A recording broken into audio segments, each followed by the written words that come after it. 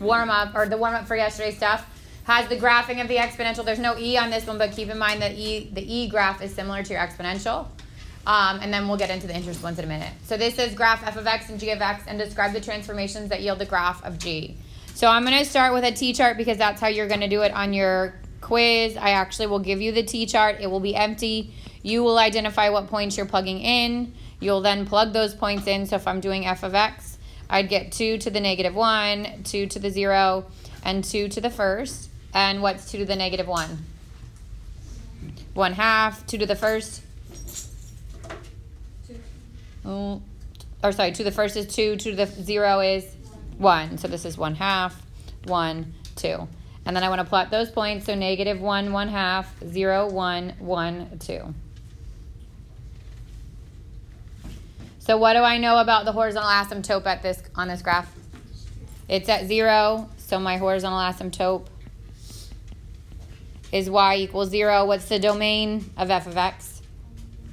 All real numbers are negative infinity to positive infinity. And the range is what?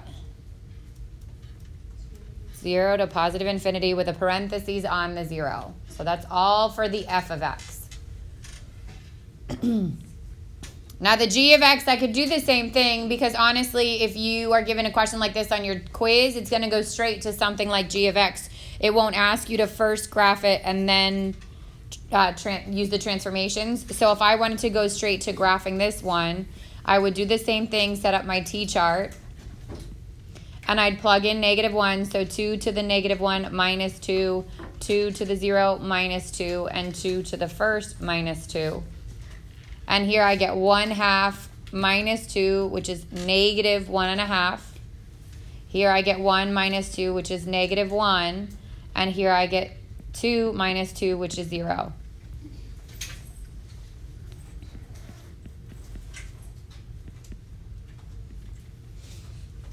And then I would plot those points. So negative 1 and negative 1.5, 0, negative 1, and 1, 0. Where's the horizontal asymptote now? At negative 2, right? We shifted it down 2 places. This negative 2, remember, your horizontal asymptote shifts with your vertical shift. So the horizontal asymptote is now at here, which is consistent with the points I just found. That graph would look like that. The original horizontal asymptote was there.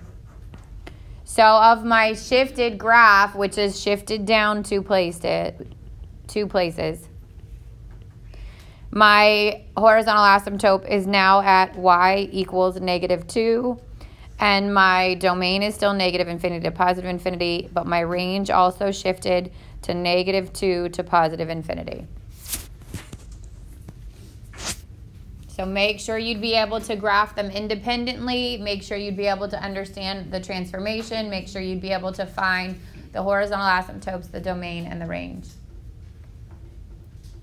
They also easily identify your y-intercept. It's wherever x is 0, so your y-intercept is here for the second one, for the g of x, and here for the first one.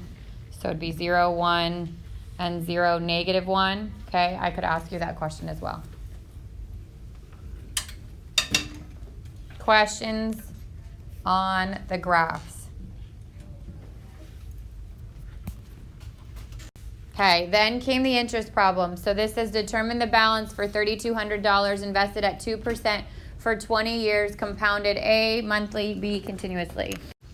So there was 2 equations for this. Remember, the first is A equals P times 1 plus R over N to the NT. And that's if it's compounded monthly or daily or weekly or any kind of number of times a year. And then your continuously is A equals P times E to the RT. So be careful with that. Only E is being raised to the RT. That's the mistake some people make. So you want to first raise E to the RT and then multiply it times P, or group it with parentheses if your calculator can do that. So if number 2 says monthly, what is N? 12. Number of times a year there is 12. The balance for $3,200 means that's my P. That's how much money was invested. If my percent is 2%, what is R? 0.02 Remember, we moved the decimal place 2 places to the left. And 20 years compounded means that t is 20. That's a long time, so you should see a significant jump in your amount of money. So when I plug this in, I'd get A equals $3,200 times 1 plus 0.02 over n, which is 12, to the n times t, which is 20. So again, you can use your graphing calculator if you've got it, but remember that on Wednesday you won't have a graphing calculator. You'll have a scientific one, and you're probably going to have to type this in very differently. So you want to make sure that you start practicing with a scientific calculator. So I would get 3,200 times 1. Remember, when you type that in your calculator, you're going to have to do 1 plus, open the parentheses, 0.02, divided by 12, close your parentheses, and then comes your caret or your power, and you can either do 12 times 20 or you could do 240 before you plug it in. It doesn't matter. Either way, you get $4,772 and 2.249, which is 25 cents. This is money. It won't say it. You've got to know that that's money and to round it to the nearest hundredth. Yep. All right, so then B is continuously. So A equals, again, 3,200 e to the r, which is 0.02, times t, which is 20. So I'm going to do 3,200, second ln, that's where my e is, 0.02 times 20. And I get $4,773.84. Remember, again, continuously should always be the most because it's compounding the most often. So if you're comparing monthly to daily, daily should be more. If you're doing daily to continuously, continuously should be more. Questions so far? Okay, so we're going to go through. There's a lot of slides on logs, okay? We're going to get through them. Logs is something you should remember from Algebra 2. Some of you not so fondly, okay? The good news is you're seeing it again for the second time. It will get easier. So the logs are basically the inverses of exponential. We can go from log to exponential. We can go from exponential to log. So I'll teach you how to go back and forth between the two forms because sometimes you have to. Sometimes you have to take a log and put it into exponential to solve it. We're going to talk about how to simplify, evaluate, restate these, and then also graph log functions. So we start with the definition of a log function with base A. So for x being greater than 0, again, we've got only positives, and that A can't be, or sorry, not x.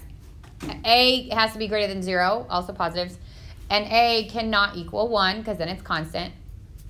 This is read as y equals log base A, so the little number on the bottom is now your base, of x. So base A of x is true if and only if x equals a to the y. So you can convert from log to exponential or exponential to log. And then the function, so being a function, we just make it equal to f of x. F of x equals log base A of x is called a log function with base A. So we just replace the y with the f of x, making it a function.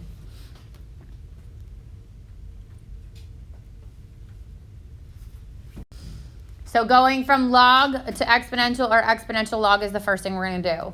If I have an equation in log form and I want to get it into exponential form, then the little base, so whatever the small thing is here, comes over and picks up the thing that's sitting by itself on the other side. So b picks up y, making it its exponent, and then the log drops off, leaving whatever was next to it to get it from exponential.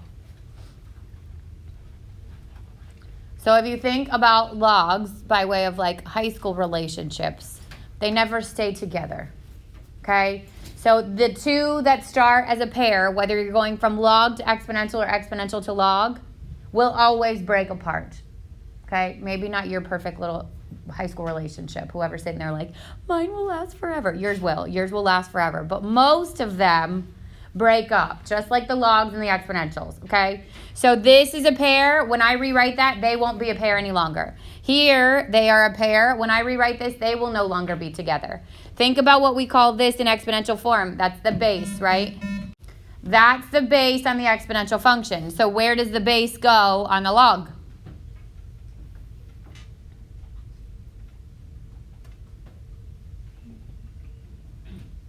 Oh, I should know. So in the exponential, it's the big number. In the base, in the log, it's the small number. So that becomes log. The base goes to the bottom. These two, remember, don't stay together, so the y gets kicked to the other side. And now it has its new partner, which is x. They have to be true statements. So if you look at this one, 2 to the third is 3. Okay? If they're all numbers there, they're true statements.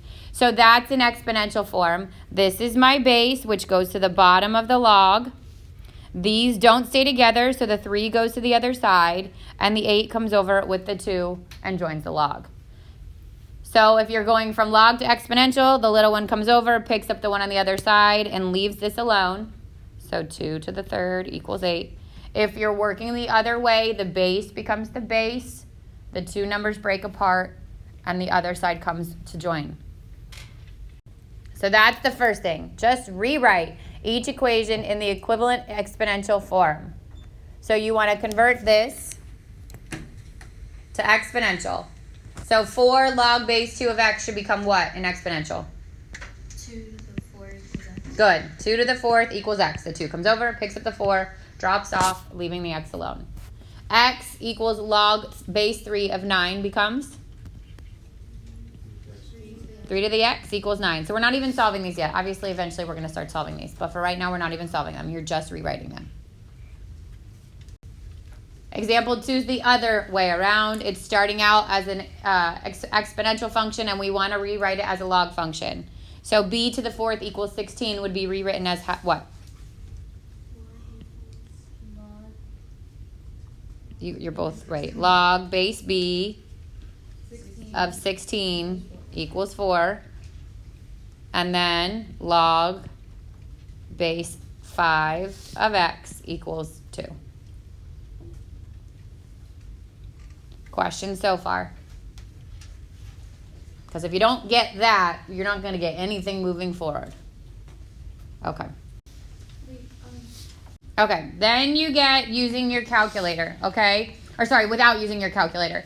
So notice these, the log bases are 436. The log on your calculator is log base 10. So if it says to use your calculator to do something, there's 2 ways to do it. But the first would be only if the log is base 10, okay? So these cannot be done with your calculator. What we'll do with these is take the value of x, plug it in, okay? You can convert it into exponential if you're not quick at the mental math of it, but hopefully at some point you get to be so comfortable with these that you don't have to convert them into exponential. But if I just plug this in here first, this is log base 4 of 64 equals, we're going to make that y because we'll understand in a minute, but we'll make it a little bit easier. Now really all you're trying to figure out is what power would I raise 4 to get to 64? So can I raise 4 to a power to get to 64? What's the answer? 3, okay? If you don't see it as easily, then you want to take what's there, convert it to exponential. So 4 comes over and picks up the y. 4 to the y equals 64. And then I can use change of base. 64 would be 4 and 16, which is 4 and 4. Or 4 to the y equals 4 to the third. And then I can set them equal to each other. But again, hopefully you start to get so comfortable with logs that you don't have to go through all that work. That's a lot of work to go through to realize that all I'm trying to do is figure out what power to raise the base to get to the answer of 64. So f of x equals log base 36 of x, and x is 1/6. So log 36 of 1/6. How do I get from 36 to 1/6? First of all, a whole number is becoming a fraction, so what's happening there? There's a negative exponent. How do I get from 36 to 6? It's a square root. What's an exponent on a square root? Say it. A negative 1/2. Okay? So if you're going to square root something, square root of 25 is the same thing as 25 to the 1/2. Okay? So anytime we're going from obviously a larger number to a smaller number, you're probably going to be rooting it, square rooting it specifically. So if I want to get from 36 to 1/6, not only does it have to be a negative, but it also has to be the 1/2 because I want to square root it. If you don't see it, then you set it equal to y. I would say 36 to what power equals 1/6. And we did an example like this yesterday. If I want to move the 6 to the top, that would be a -1. And then 36 would be 6 to the second raised to the y. And now I get 2y equals -1/2. Or 2y equals -1 and y equals -1/2. Either way, it's -1/2. So square roots are the equivalents of the power being 1/2. And then if I'm going from a whole number to a fraction, or a fraction to a whole number, my exponent has to be negative. You with me so far? Okay. All right, now we're going to use the calculator. So this is where it's going to come in differently depending on what kind of calculator you have. Most scientific calculators are going to follow things like on the left-hand side here, and the graphing calculators on the right. So if I want to find log of 1,000, notice that the log itself doesn't have a base. If there's no base, it's implied log base 10. So can you do this without a calculator? Can I get from 10 to 1,000? Yep. What would I raise it to? 3. This is 3. Okay. But let's test out our calculators. If you've got it with you, then you want to do one thing first, is hit the button that says log. Now in graphing calculators and some scientific calculators, when you hit the button that says log, you actually see the word that says log. Yes? Those, you are going to hit log first, then type the number, which would be 1,000, and hit enter, and you should get 3. If when you hit the button that says log, so this happens like on your iPhone calculator, your iPad calculator, or some scientific calculators, if you hit the button that says log and you don't get the word log, then you first have to hit 1,000 and then hit log. So this is why it's important to get to know the scientific calculator you're going to use on the quiz, okay? Because you need to know which of these calculators you're carrying with you. So again, if you hit the word log, if you hit the button log and it pops up as log, then you type it in the way that it is. If you hit log and it does not appear as the word log, then you're going to hit 1,000 and then you're going to hit the log button. Either way, you should get 3. So did you do log of 1,000? Okay. All right. I was like, otherwise your calculator's broken. All right. Log 5/2 when it's written like this means I'm going to group the 5 and the 2 together. So you can either divide by 5 divided by 2 and then find the log of that, or you can do log, open your parentheses, 5 divided by 2, close your parentheses. So pay attention to the way you're typing it in because that is different than this. This is log of 5 divided by log of 2. So on a graphing calculator and the scientific calculators where you see the word log, you would type it in exactly as that says. Log 5, close your parentheses because it's going to open them, divided by log 2. If you have the other form of scientific where you don't see the word, you're going to have to revert the order on this. So you're going to have to do 5 log divided by 2 log equals. You've got to hit equals at the end. Otherwise, you won't get the answer. You'll just get the log of 2. And then if you look at log -3, is there any power you can raise 10 to that makes it negative? No. So you will get an error there, okay? You cannot have a negative inside the parentheses. There is no number, because your bases are always positive. There is no number you can raise a number to make it negative, okay? So this would be a no solution kind of an answer. Your calculator will give you an error. With me so far? So again, I don't know, you want to set a reminder in your phone, something to start using your scientific calculator. Use your scientific calculator to do tonight's homework. Use it on Monday when you come into school so that you can get comfortable with it. All right, use the calculator to evaluate the function at the indicated value of x. So it just says f of x equals -3 log base 10 of x. I'm going to do -3 log, the log that's in my calculator is already base 10 of 2.7, and I'm going to type it in exactly that way. So -3 log 2.7. And then I get negative 1.294. It didn't say it. Quiz will tell you what to round to, but you can round this one to 3 decimal places. So I'm telling you right now that these should be easy give me questions, and yet people get them wrong every year because they don't know how their calculator operates, and they enter in that in the wrong order and they get it wrong, and there's no such thing as partial credit because there's no work. So you got to be really, really careful. So if you want to star this slide and then make sure you go back and practice it with your scientific calculator, I'd obviously recommend it. All right, properties of logs. So think about what we're talking about when we're doing logs. If I have log base A of 1, so if you see this, God bless you, no matter what your base is, if I want the result of an exponential function to be 1, what's my exponent got to be? 0. So no matter what base is there, if the big number is 1, my answer is 0.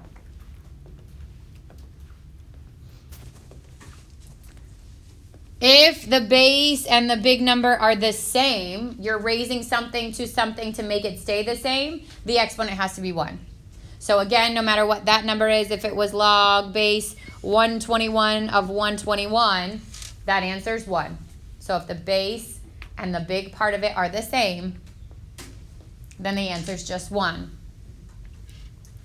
If you have log base A of A to the x, so now we're saying the base on the log and the big number are the same, but there's an exponent on that number, then I can actually cancel through all of it and just take the exponent as my answer. And think about why that happens. So if I have log base 2 of 2 to the 4th, let's say, and I don't know what that is, I can set it equal to x. I can convert it into exponential, so the 2 comes over and picks up the x, drops off, leaving me with what's next to it, which is 2 to the 4th. Now the bases are the same, so I can say the exponents are equal to each other, and my answer here is 4. No matter what the numbers are, if the little number or the base is the same as the thing being raised to the power, then I can cancel through it and just grab the exponent. So if you go back to up here, think log base 2 of 2. What's the exponent on that 2? 1. So I can do the same thing here. This is 1. All the rules overlap. And then if it's in exponential form, so if I have the base here and I'm raising something to a power that's a log and the base on the log is the same, again, you can cancel through it and keep what's next to it. So that would look something like this. 2 log base 2 of 3. This is simply 3. And if you don't see it, then you can rewrite it. So 2 log base 2 of 3, set it equal to x. Convert it. This is already exponential. So I convert this into log. Log base 2 of x would equal log base 2 of 3. And this is your one-to-one property, which says if the log and the base are the same on either side of the equal sign, then what they are next to are also equal to each other. So this is the one-to-one property in application to logs. So if I go back to this one, these are the same, which means my answer here would be that x equals 3. So the one-to-one property that we use on exponents also applies on logs. All right, so example 5 says solve the equation for x. First thing I'm going to do, if I don't see it right away, is put it into exponential. So in exponential, log base 3 of 81 equals x would be what? 3 to the x equals 81. Now, if I don't know what power that is, I'm going to break 81 down. That's 9 and 9, which is 3 and 3 and 3 and 3. There's 4 3s. So x would equal what? 4.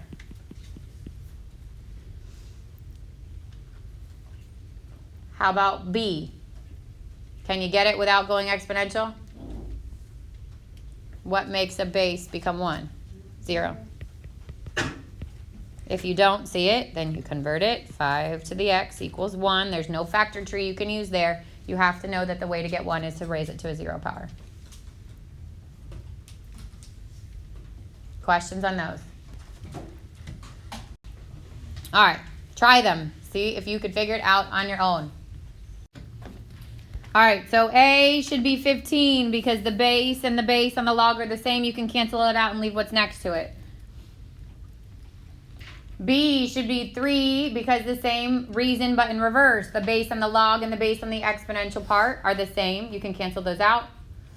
C, the base and the larger number are the same. The only way you're going to keep something the same is raise it to the first power. And D, you're going from 3 to 1/3, which means it's moving to the denominator, which means it's got to be negative. How many of you got it all right? If you got it all right, raise your hand. Okay, good. All right, now we're going to get into the graphs. So the most confusing part of graphs of logs is if you try to plug in for x. It's going to get really tricky. So what I'm going to teach you to do is switch your log function into exponential, and then instead of plugging in for the x, you're going to plug in for the y. So for exponential functions, which is what we did yesterday, for ease, for anything with a base raised to a power, you're going to plug in for x like we always do. But when you see a log function, you're going to switch it. All the characteristics of exponential functions are reversed for a log function. So if I have an exponential function that is doing this, like this is, it could be anything, 2 to the x, something like that. I have a horizontal asymptote, okay, that was at 0, and it's increasing as I'm moving from left to right. If I flip it over the y equals x line, I get the log function. So that's one way to do it. You could graph it as an exponential, and then you could switch your x and y's. But when you start dealing with a lot of transformation, it gets a little bit more difficult. So I would recommend what I'm going to show you, which is to plug in for the y. This time, with a log function, you have a vertical asymptote. So where the exponential, everything stays the same except for a vertical shift, right? The vertical shift changes your horizontal asymptote. The vertical shift changes your range. It's the reverse for a log function. You have a vertical asymptote, which means the horizontal shift is going to affect your asymptote. The domain is no longer all real numbers. The domain is constrained, and the domain will change with a horizontal shift. But the range on a log is all real numbers. So they are the opposites of each other. They're the inverses of each other.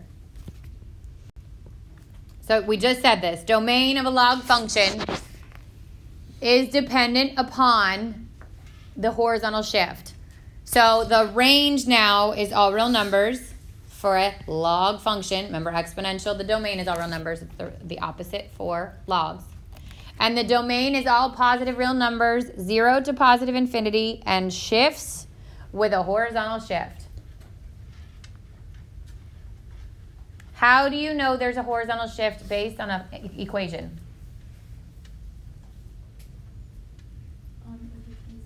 So if something's happening inside the parentheses. So if I have log of x, there's no horizontal shift. My range is 0 to positive infinity. My domain is, my range is all real numbers. My range is 0 to positive infinity. If I have log x minus 2, now there's a horizontal shift, and my domain will be shifted, okay? So to find the vertical asymptote, you're going to set whatever's in these parentheses equal to 0. So in this case, my horizontal asymptote would be at x equals 0. In this case, it would be at x equals 2. And we're going to find the x-intercept instead of the y-intercept by plugging in for y. If you set up the t-chart the way we do it, you'll already know it. So if you compare the two, exponential, domain, negative infinity to positive infinity, range, 0 to positive infinity, and it shifts with a vertical shift. It has a horizontal asymptote, and it has a y-intercept. This will also shift with your vertical shift. Your log domain is 0 to positive infinity and shifts with a horizontal shift. Your range is all real numbers. This has a vertical asymptote that changes with your horizontal shift, and it has an x-intercept. It could also have a y-intercept depending on where it is. but those are the things that you'll find. For exponential, you'll plug in x, and for log, you'll plug in to the y.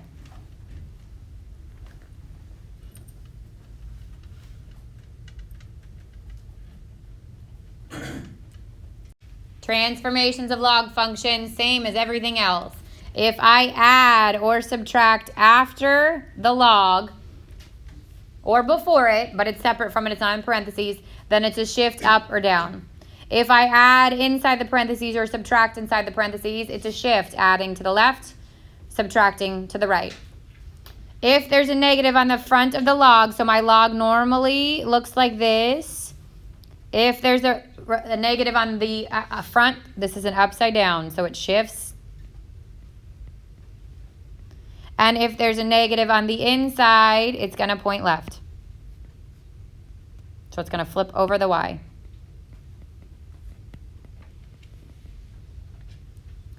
If there's a number on the front of the log, it's going to increase faster, making it a vertical stretch. If that number is a fraction, it's going to decrease the vertical stretch, which makes it shrink. And if there's a number inside with the x, it's a horizontal stretch or shrink, which again, the horizontal shrink looks a lot like a vertical stretch, and the horizontal stretch looks a lot like a vertical shrink.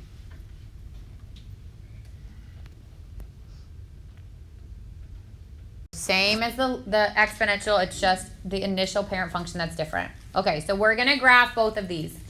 And again, we're going to use a t-chart. So for the f of x equals y, or 3 to the x, I'm plugging into what? So if it's exponential, we plug into which variable? The x. So I'm going to go negative 1, 0, 1. For the log, I'm plugging into which variable? The y. Negative 1, 0, 1.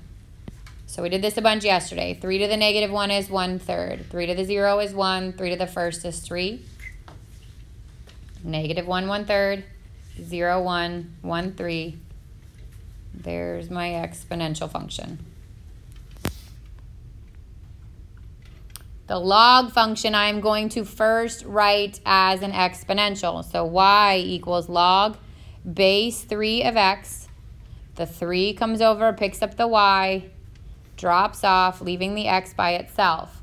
Now I'm plugging in for the y. So when y is negative 1, this is 1/3.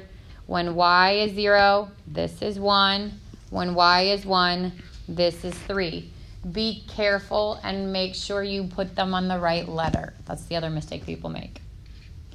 So now it's 1/3 negative 1, 1, 0, 3, 1.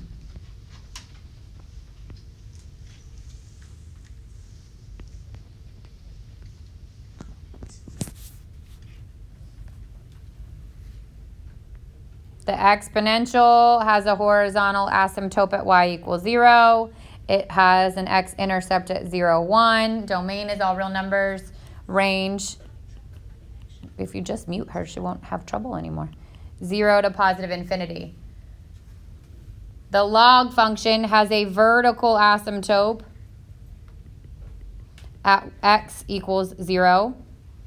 Domain is 0 to positive infinity. Range is negative infinity to positive infinity. And there's an x-intercept at 1, 0.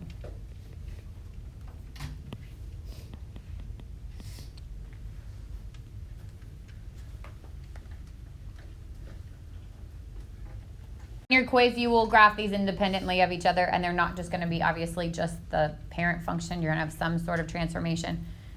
But you could do the same thing that we just did, which is just plug in your values. Questions on that one? Okay. This time, I know it says using transformations, but we're not gonna.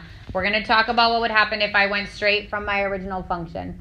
So I'm going to rewrite this as y equals negative log base 3 of x minus 1. Now, before I can get rid of the exponential, or before I can put it into log function, I have to get rid of the positive or the negative sign on the front. So I can't just let the log drop off if it's a negative log, which means I have to do what first? multiply everything by -1 or make that y negative, right? So this becomes negative y equals a positive log of 3x minus 1. So you have to get rid of this first. Now I can convert this into exponential. So 3 picks up the negative y and leaves it with x minus 1. And then I can add the 1, and I get 3 negative y plus 1 equals x. Now I set up my t-chart. It's a log, so I'm going to plug in for the y.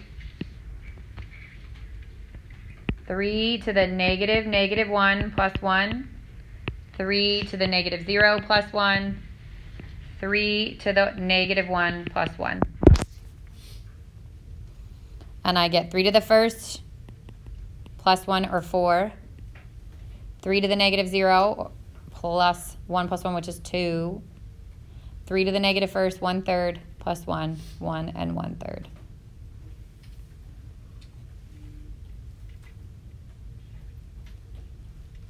And then I go back to my graph.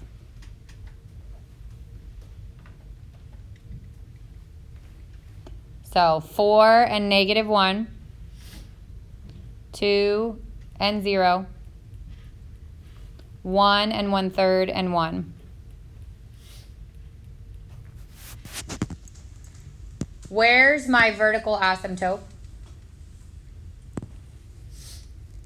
you remember how we said to find it? Go to the parentheses at the beginning, set it equal to 0, and I get x equals 1. So there's a vertical asymptote here, which means my log graph looks like that. Now, if you think about the transformations from the beginning, this was log base 3 of x would have been the parent function. I would have had 1 and 0. It would have been like this. And then I would have flipped it upside down, and I would have shifted to the right one, which is exactly what happened. You're not going to graph based on transformations on your quiz, though, so make sure you know how to do the second pattern. So if that's the case, ready, domain is shifted with this shift, so it's 1 to positive infinity, range -infinity to positive infinity, x-intercept to 0. It will always be in your t-chart.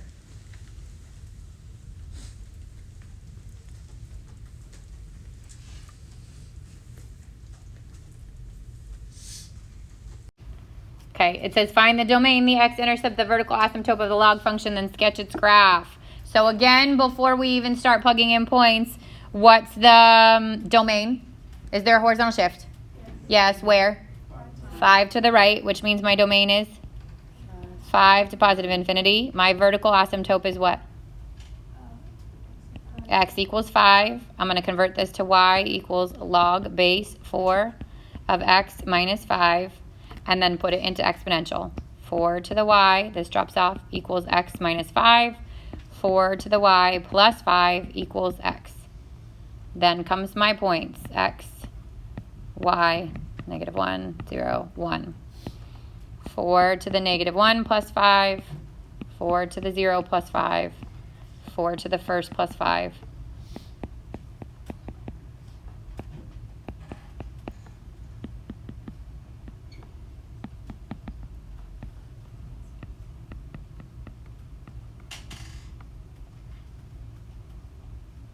And then I plot those points. 5 and 1/4, -1, 6, 0, 9, 1. Vertical asymptote at x equals 5.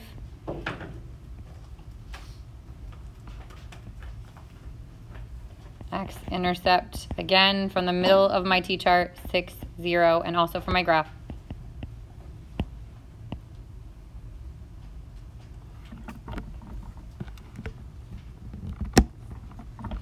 So just like with E being a natural base, if I find log base E, I'm finding the log of a natural number. These are called natural logs. So log base E is the same thing as ln. Yesterday we were hitting second ln on our calculators. That ln button is there. Ln is the same thing as log base e. They are interchangeable. You can rewrite one for the other. Just like log base 10 is the same thing as log. Log base e is the same thing as ln. Because it's a log, it has all the same characteristics as the logs we were just graphing. The difference is it's like saying log of 2.7 of x. So we just graphed a bunch of stuff with log base e. It would be very, very similar to that. The domain is still fixed on if there's something in the parentheses with the x. The range is still all real numbers. The intercept is still going to come from plugging in 0 for the y. So everything else is the same. The only difference is that your base is e. So to find these values, you'd have to have a calculator. So this says use the calculator to evaluate the function at the indicated value x and round the answer to 3 decimal places. It says f of x equals 2 ln of x and x is 12.5. So I want to say in my calculator 2 ln of 12.5. There's no log base e, like I can't do log. I have to do ln because log is 10, base 10.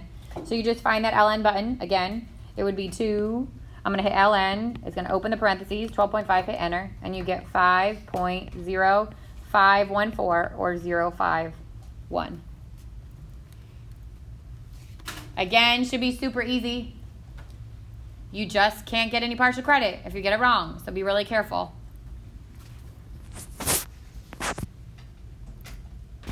Okay, think about the properties of natural logs. They're the same as the properties of the other logs, right? So A says negative 5 ln of e. What is ln? Log base e. So if I rewrite this as negative 5 log base e of e, what properties of logs is there? What is log base e of e? 1. This cancels, keeps you with the exponent. The exponent there's 1, right? So I get negative 5 times 1, and this is negative 5. Here's a shortcut. When you see ln of e, cross it out, keep the exponent. So whatever the exponent was there, if it had said ln of e to the second, then I would say that that's 2. And then you would multiply it times the negative 5 that's on the front. You could go the long process of making it log base e of e with the exponent. You could go that whole route. Or you can cancel it out, keep the exponent. Then b is e to the ln of 7. So this is e to the log base e of 7. Again, based on the exponential function. Based on the log is the same, which means cancel it out, keep what's next to it, and this is 7. If you don't see it, you could go through the whole process of making that a log. This would be log base e. So I would say this equals x because I don't know what it is. Log base e of x equals log base e of 7. These are the same, and the one-to-one property tells me that those two have to be equal to each other. So no matter how you look at it, it's the same property. If the base and the larger number are the same, you can cancel through it and keep what's next to it. Okay, let's graph. I think this is the, yep. Okay, so it says find domain, x-intercept, vertical asymptote, and the log function and sketch the graph. So first, before I even plug in any points, is there a horizontal shift here? Yes, what is it? Right 3 places, which means my domain is now what? 3 to positive infinity, and my vertical asymptote is what? X equals 3. Why is that x equals important? It's a line. If it's not a line, you lose the points. Yes? With me so far? Yep. Okay, now I'm going to convert this into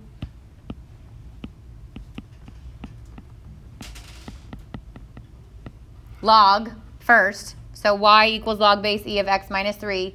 Then into exponential. So the e comes over and picks up the y. This is now gone. I get x minus 3. And then I'm going to add the 3. And then I'm going to use a t-chart. And I'm going to plug in for what? Y. It's ln, which means it's a log. So I'm plugging in for the y. So I get e to the negative 1 plus 3. E to the 0 plus 3.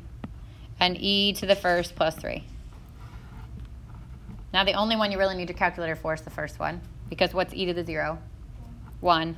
1 plus 3 is 4, right? E to the first we said is 2.7 plus 3.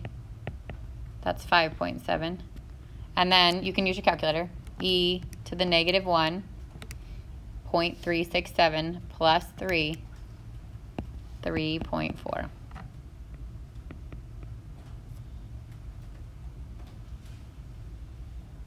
And now I'm plotting those points. So 3.4, negative 1, 4, 0, 5.71. My vertical asymptote is at 3.